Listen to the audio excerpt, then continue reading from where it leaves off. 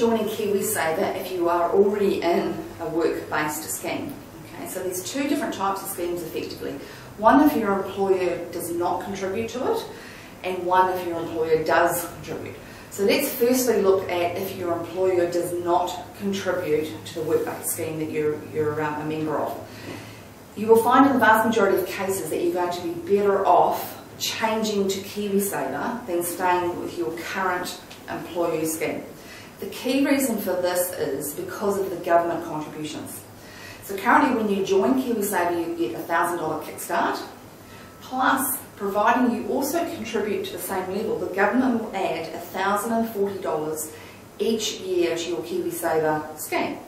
So if we assume for a moment that you're putting $2,000 a year into KiwiSaver, so that would be if you're earning around about $50,000 a year, and the government, so you put $2,000 in, the government puts $1,040, and you're getting an over 50% return on your money before you've actually got return from the fund. So that's the key reason why KiwiSaver is going to be better for you than your current based scheme. The only downside, of course, is that KiwiSaver is locked into the age of 65, where your current scheme may enable you to either get it at 50 or 55, or in many cases when you leave employment. Okay, so the second example is when your employer does currently contribute to a scheme.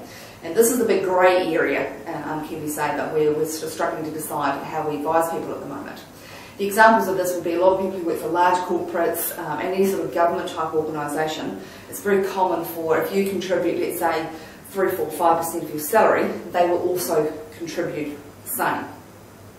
What the government are trying to do at the moment is to say, okay, well, can we make those existing superannuation schemes KiwiSaver compliant?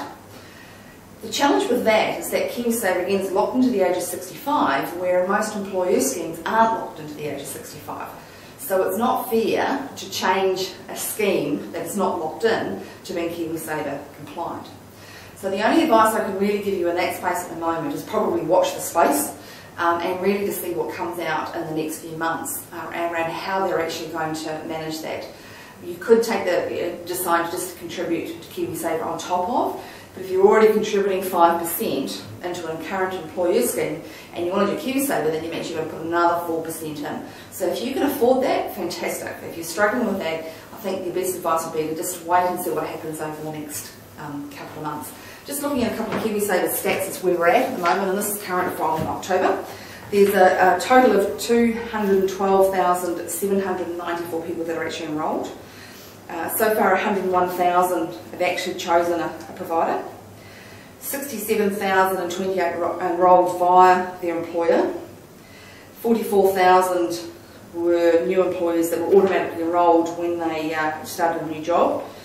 21,000 people have opted out. 49% are younger than the age of 65.